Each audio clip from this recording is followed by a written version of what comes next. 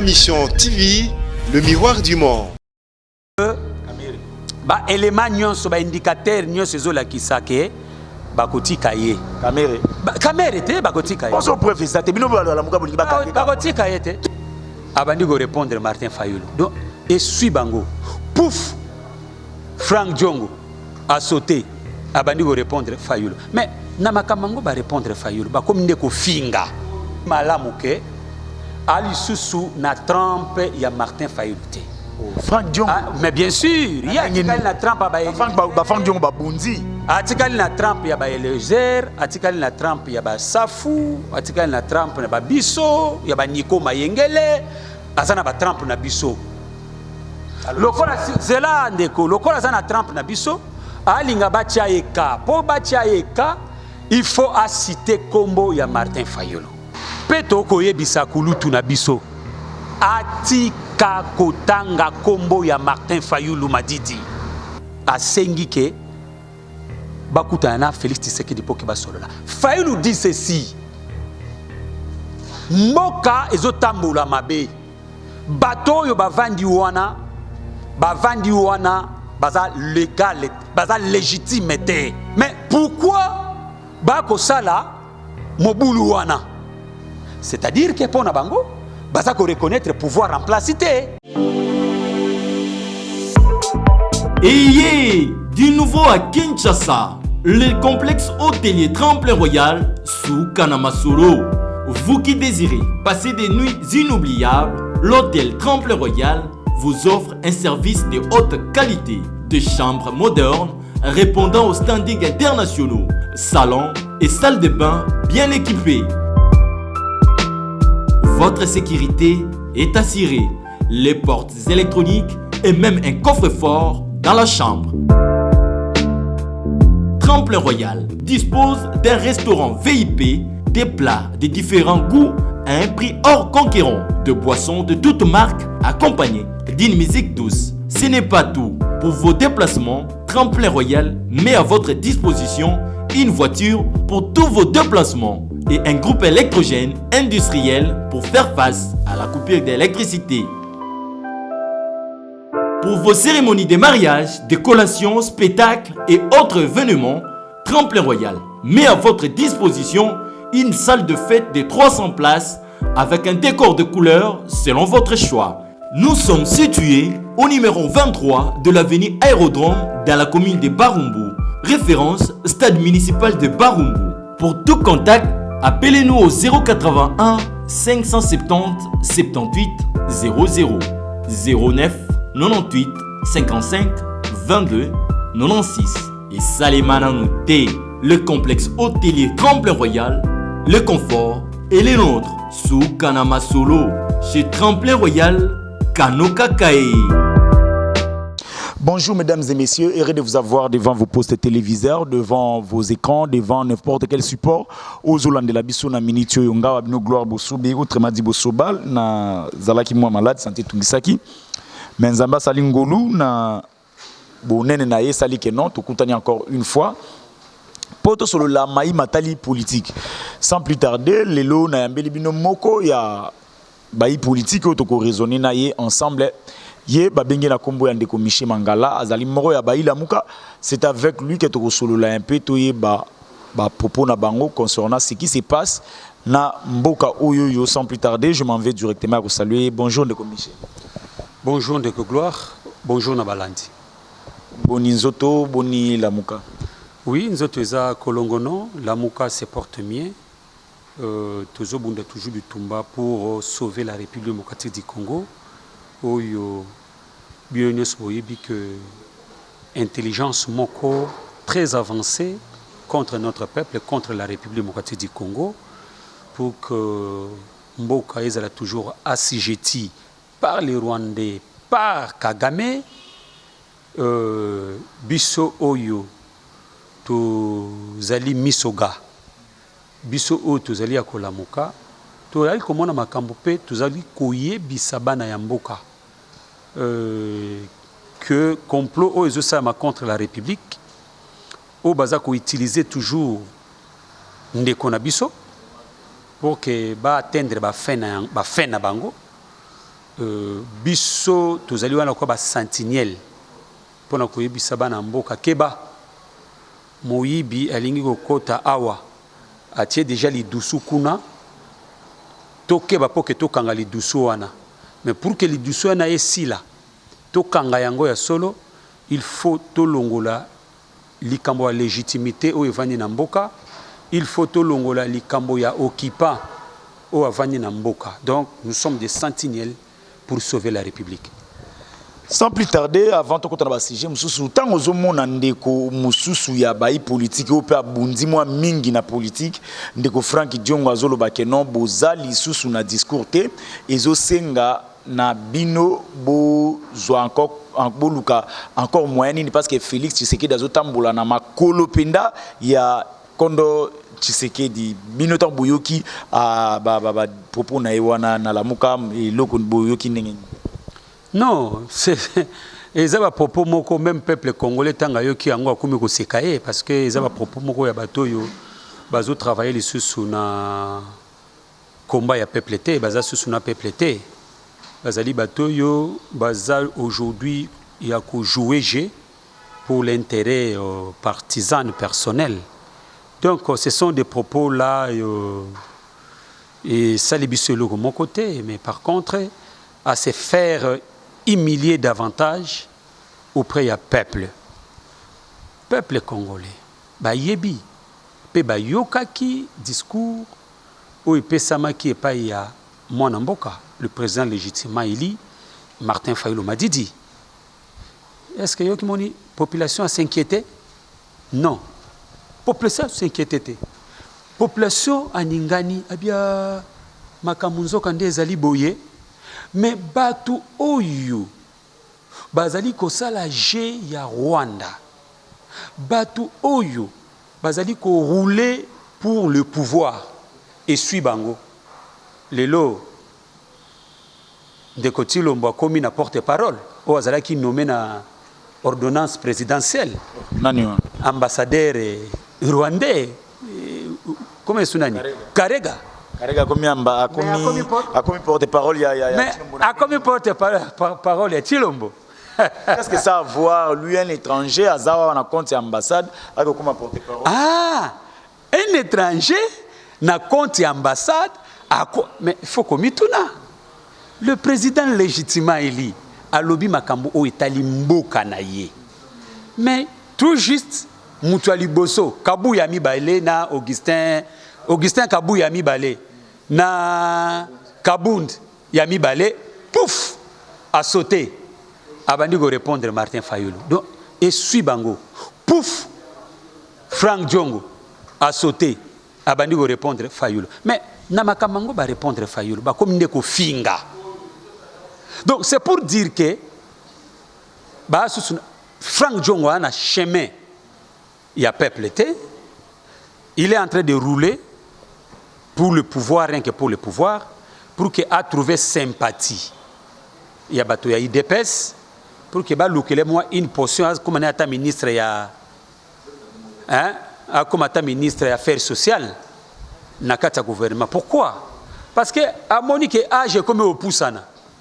Ce qui est âge Poussani, il y a un ministre. Alors qu'est-ce qu'il faut faire? Il faut aller n'importe quoi. À cela qui dialelo, n'est-ce pas? Pour avoir estimation ya ndeko Chilombo, na yaba militant ya IDPS, n'est-ce pas? Nino ya mabe ndeko Frank Diongo alubi nini ya mabe akadrika bino bike non bozana discours lisusuti. Est-ce que bozana discours? Non. Quel discours? Il y a un discours. Félix Assaïma Mounioso, tout le monde le président légitimement élu a parlé sur que ce y a droit de l'homme. Il a parlé sur l'état des droits. Il a parlé sur le social. Il a parlé sur violation de la Constitution. Bon, il y a un discours qui est en côté des Toyebi biso nyonso ndeko Chilombo asali passage à force. D'abord, abimisi des membres de la Cour constitutionnelle illégalement. Il a violé la Constitution. Or, Batunyo Sobayebi que, tant que ça a tirage au sort, bazouakana chaque composante, donc, Parlement, Présidence de la République, na cours et tribunaux, hein, magistrature suprême. Mais dans ces cas d'espèce, mais c'est-il que puiser quand on a composante moko, il y a cours et tribunaux. On a des violations. Regardez ce qui s'est passé dans la Assemblée nationale. Nini Frank Diongo alobi ya mabe toza pas Frank Diongo fait pour dire qu'il y a violation. Peuple à mona s'il n'y a pas violation ou s'il y a violation. Le président légitimement parce que fait ezebele. Bien moment passage en force. Cour constitutionnelle ou ya kamikaze.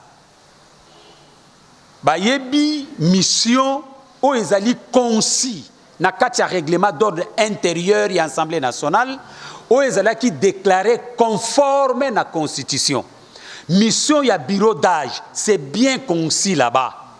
Mais cour constitutionnelle, il y a kamikaze. Et il y a ça.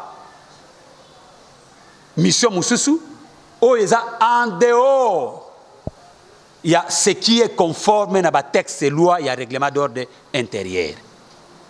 Tant que le violation, Martin Fayoulou, le président légitimement élu, a lobby Azangi discours, c'est vrai ou c'est faux. Tant que lobby question ya makambo ya droit de l'homme. Na est de la République, le chanteur ici Kombo Zakoki Mangalisus. N'est-ce pas? Oyo Ayembi Nzembo. Seulement pour une chanson qu'il a chantée, que les politiciens ce sont des escrocs. Bazuye pour bakangye na boloko. Batie na boloko. Lucha est revendiqué sur la question de Boma Batuna Est de la République démocratique du Congo. Bakangi du militant ya Lucha. Pouf, boloko. Même les lots va libérer Bango. Vous comprenez, papa Ndeko Gloire. Yebisanga sur le plan, il y a droit de l'homme. Sur le plan sécuritaire, l'Est de la République là-bas, ils sont en train de tuer. Ndeko Nakoya. Non. Frank Diongo a kosala ki dialelo. Parce que ayebi malamuke, ali susu na trempe ya Martin Fayoulouté.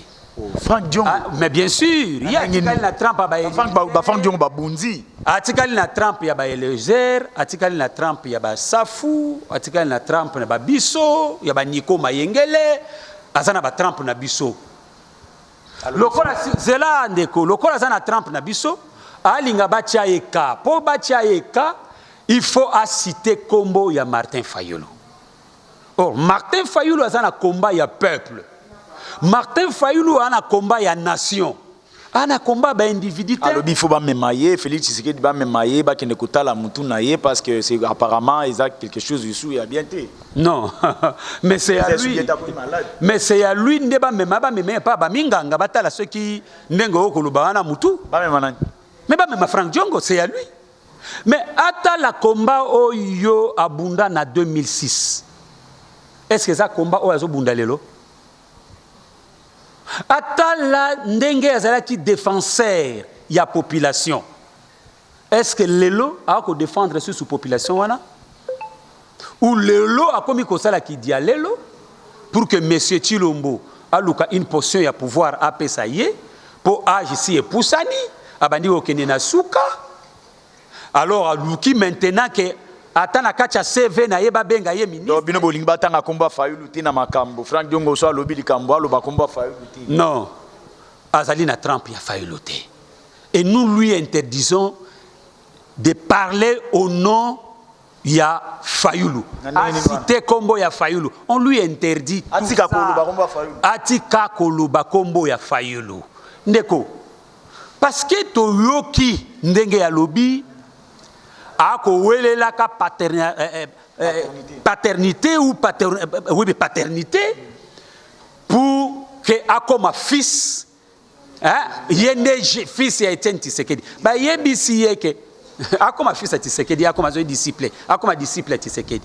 Est-ce que ba yebisi yeke Fayulu ako lukaka ke azala disciple ya Etienne Tshisekedi? Ou population bango moko batali combat oyo Fayulu ako mené balobi non, c'est le combat ya papa Etienne Tshisekedi. Voilà fils ya papa Etienne Tshisekedi. Voilà l'héritier ya papa Etienne Tshisekedi. Ya yoka déjà na monoko ya Fayulu alobake ya za héritier ya papa Etienne Tshisekedi.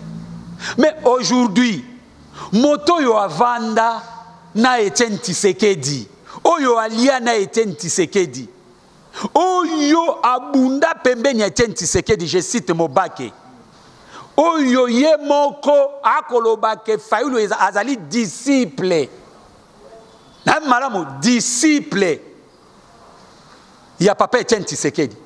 Aye bongo ye nani yango abenga ye disciple ya papa Etienne Tshisekedi? Akobeta tolo. Non, Fayulu akowelela yango te. Jamais. Mais zokande tata. Tango Fayulu abandaki bitumba pour na peuple congolais.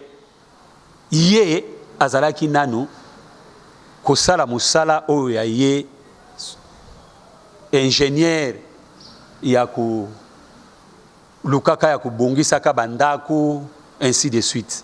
Tango Fayulu akobunda bitumba na seriwana na conférence nationale souveraine ye azalaki wapi? Tango marche ya ba chrétien esalemaki ye azalaki wapi? Bayebaki ye? Est-ce que ye ayebi docteur alias Ukumbu ayebi ye? Pour le lot, mais non, il faut être sérieux. Il y a des gens qui basila soni. Tous à la moi mouké na moi pudeur. Tous à la moi mouké na moi reconnaissance. Tous à la moi mouké na reconnaissance, je voulais dire. Pour to bimana sujet oyo to bimana tikanga otuni motuna tikanga ina lobana yebisa bana ya Congo. Wana kulutu na biso. Tous na respect na yebele. N'est-ce pas? Tous allez qu'on respecter en tant que kulutu na biso. Mais yango na ko ya bosoni oyo ya azali ko sala.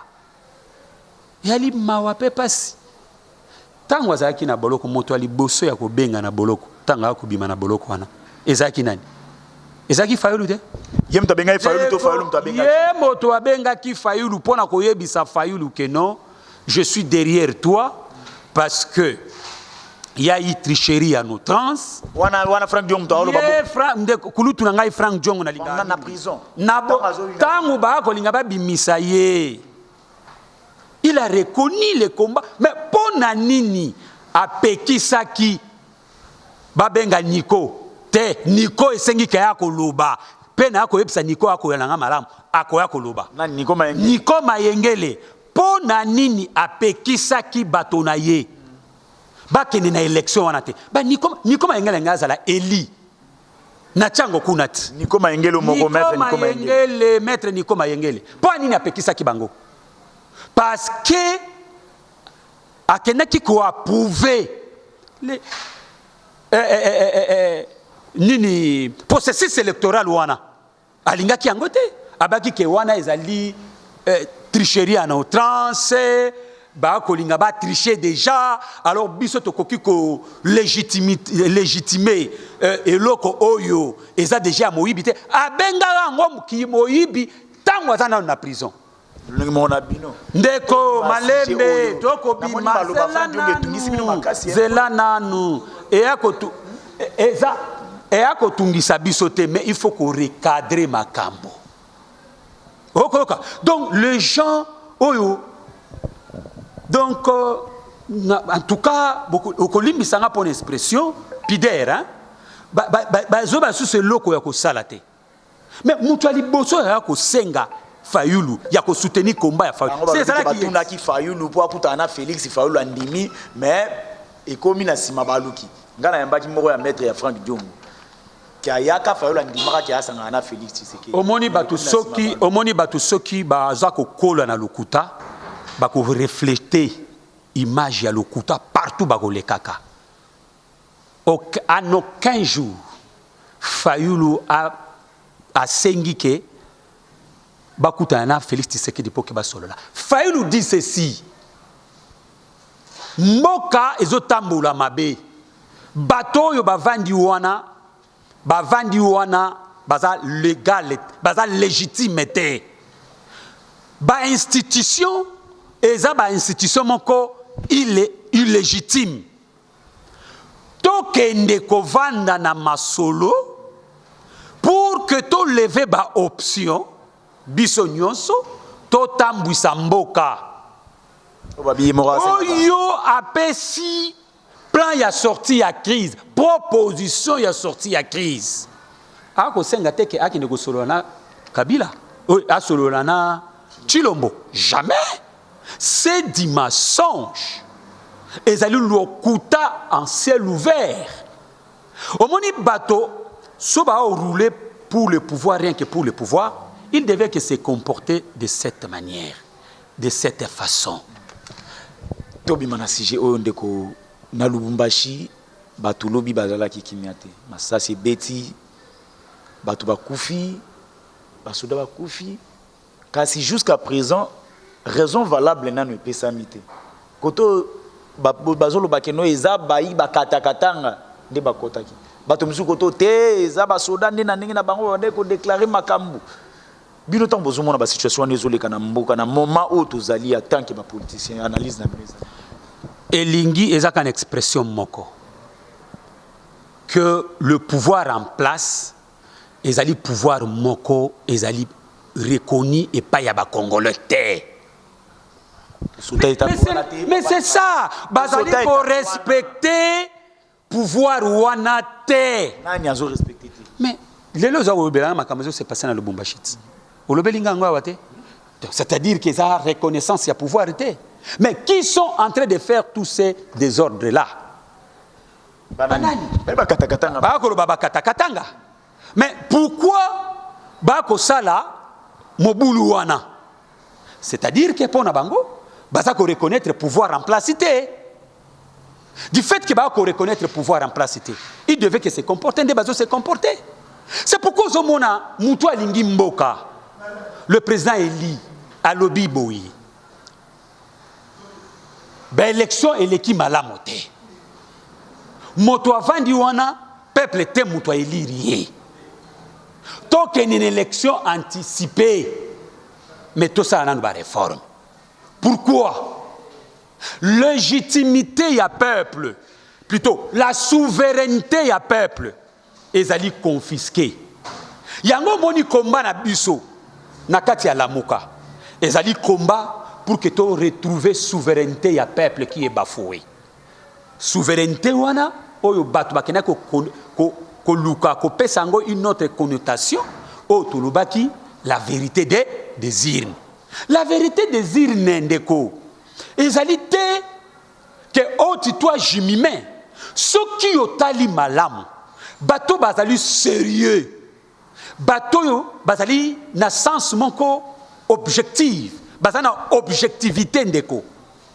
Ce que monique lelo après 2 ans au moins que toza na case du départ. Toza na case du départ. Du fait que tu as un cadre du départ, à ta l'élo, tu as une élection, il n'y aura rien qui va, de bon qui va se passer. S'il vous plaît, pardon, on a chuté par là. Notre préoccupation, c'est que tu as une élection pour le plaisir. Il n'y a aucune élection. Est-ce que tu as une élection pour que notre peuple a se retrouvé? Ou toko une élection pour que ba oyo ba mesana ko botola ko confisquer pouvoir ya peuple ba continuer jusqu'au confisquer pouvoir ya peuple parce que ndeko nous avons des informations que monsieur Tshilombo veut toujours réitérer le même exploit de monsieur Kabila. C'est-à-dire quoi? ndenge omoni passage de force au basali na Assemblée nationale nde ba robotiser bateau bazaka robotiser encore fois ba député na ba président ba nyonso ya bureau wana ba robotiser bango passage wana eza pona nini eza pour que premièrement ba modifier constitution. S'il vous plaît, yokanga nanu. Yazana makanisi wana te azama boko pembe makambo abundeli yango panda bambula zo vivre en état de droit. Nako yebisa yo landanga malamu. Balingi que ba modifier constitution tolongwa na le régime semi-présidentiel pour que to comme un régime présidentiel. Donc, ça c'est la première des choses. La deuxième des choses, tolongwa na troisième république tokende na quatrième république, ce que tokende na quatrième république, Chilombo aya kosala encore 2 ans. Des mandats. Oui, plutôt 2 mandats. Merci. Aya kosala 2 mandats. Na 2 mandats kosala wana balingi ko modifier constitution. Tolongwa na 5 ans ya mandature pour que tokota na 7 ans. Donc, selon ba calcul na bango, il faut M. Chilombo Asala 19 ans au pouvoir. Et après 19 ans, Azwa Moutunaye Aya Kotia. Mais pour que tout arrive au Wana, il faut que la même mise. Il y a cour constitutionnelle. Il y a un cour constitutionnelle, Kamikaze et Salemikuna. Il faut que Seni.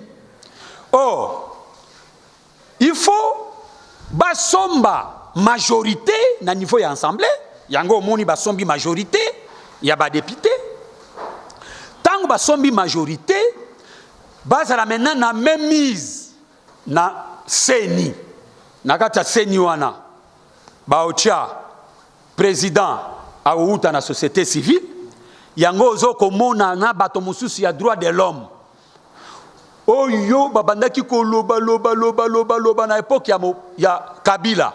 Lelo il se tait. Bango nyonso bakomi badialoliste. Bakomi kana sens. Bakomi kana sens cynique.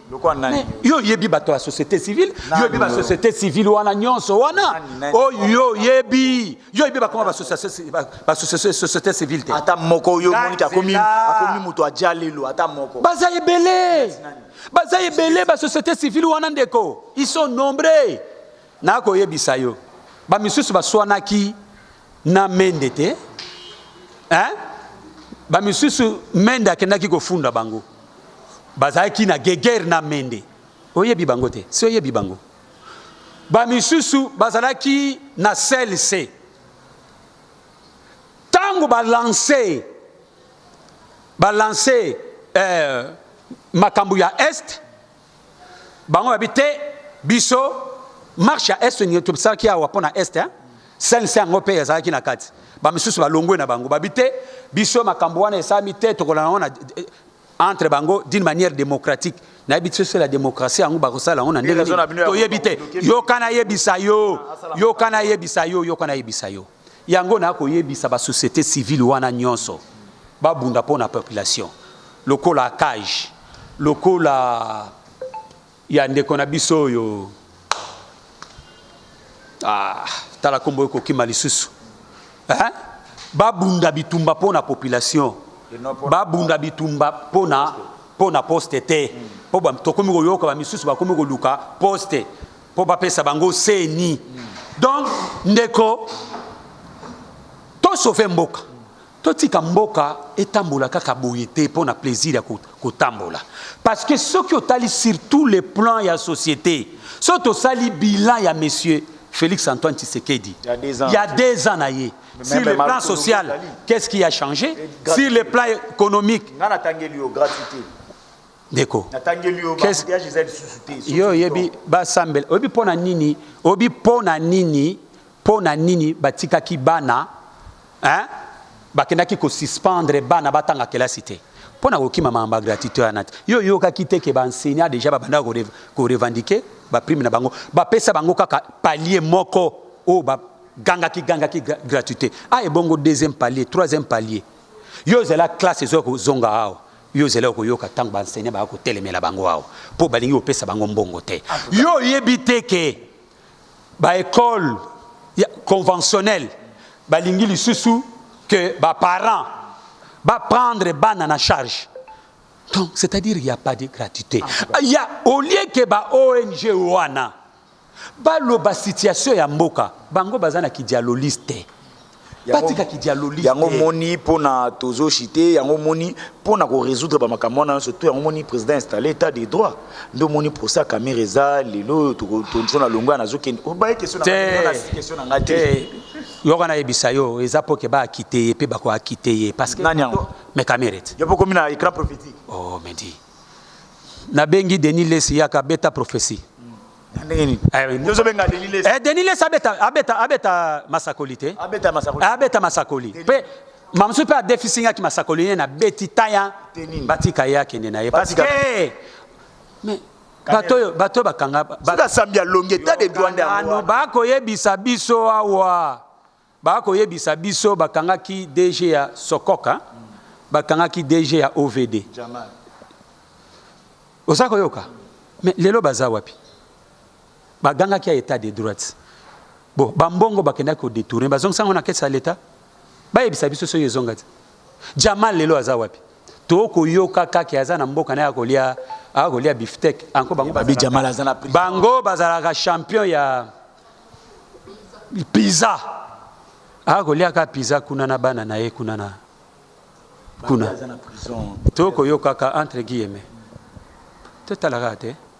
Je vous dis que ba élément nyonso ba indicateur nyonso ezola kisake bakotika ye kamere te bakotika ye oso professeur te bino bala muka bolingi bakotika ye te biso to biba bakanga ye te bango basali makamuna bango kuna bayokani entre bango bana s'attendre na mesure de grâce que entre bango kuna oh état de droit to mona na bato nyoso bakangi misolo ezongi na kati ya kese ya l'état ezate ezaika rapona ko salir bato ezalaki kaka poke ba opération de charme ba mona comme si que musala tala tangu biso to koloba nous sommes pas contre qui que ce soit mais nous devons aimer notre pays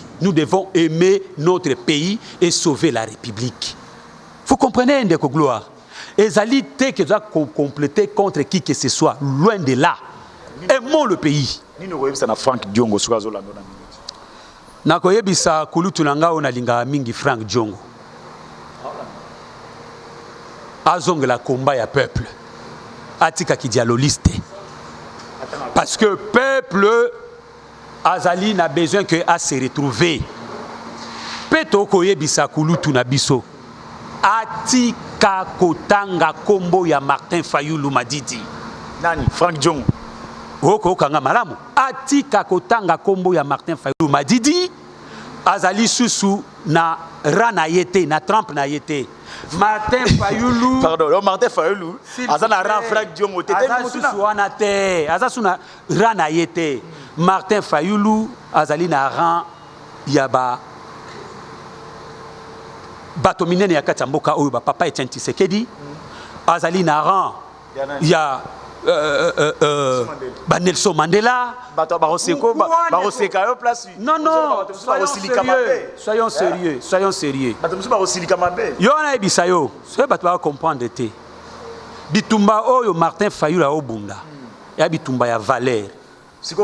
Bitumba wana zelana ko yebisa yo, bango ba ko bunda bitumba ya valeur te. Bango ba ko bunda bitumba ya poste. Bakulutu na ngai, ba ko bunda bitumba ya poste. Biso toko bunda bitumba ya valeur. Pourquoi? Dignité ya ba Congolais. Sur tous les plans. Honneur ya ba Congolais et zonga. Souveraineté ya ba Congolais et zonga. Mais bino boko lobake Félix Tshisekedi azako incarné combat ya papa na ye. Mais papa, tout ça la étude comparative ndeko. Hein? Et si kanini oyo ndeko Félix Tshisekedi, n'est-ce pas? Azui combat ya papa nae. Awa toloba ki bitumba. Papa Etienne Tshisekedi ba bitumba le peuple d'abord. Donc, état social. Aujourd'hui, quelle est la vie sociale des Congolais? Papa, ce que nous sommes en train de vivre aujourd'hui, et tu as ko sale maté, attends le président moko tika ko sale maté. Oh nyoso baleka. Question ya mai. Courant. Vous savez que il y a des quartiers. Nazo quoi quartier nanga. To sali une semaine sans courant. Maï, n'en parlons pas. Vous le savez que bateau, batimola, même na katia, ba terrassé. Bakomi kobima sa maï na katia. Est-ce qu'on a d'abord vécu ça dans notre pays? Merci. Mais token sur le plan sécuritaire, token sur le plan économique, droit de l'homme. Mais bon, Yebisanga, Abala, Papa Naye, Papa Etienne Tshisekedi a hérité plutôt combat Papa Tshisekedi en quoi? Merci. Donc c'est pour dire qu'il n'a chuté par là. Toti Kaki Dialelo. Tandis que notre peuple est en train de souffrir. Notre peuple à l'est est en train d'être tué. Toi na maïté, toi na couranté, nzala epai, souffrance et latimboka. Batba Kosala Ki Dialelo, Bana Sima ya pouvoir rien que pour le pouvoir. En tout cas. Merci beaucoup. Je crois que Ndeko Michel Mangala, to Pesio Matondi pour répondre à l'invitation. Merci Ndeko Gloire.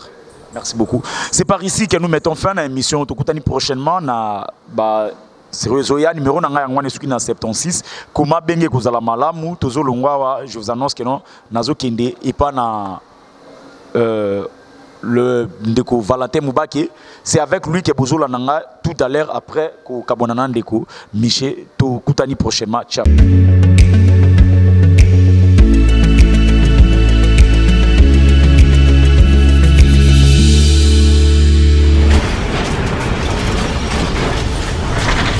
Ma Mission TV, le miroir du monde.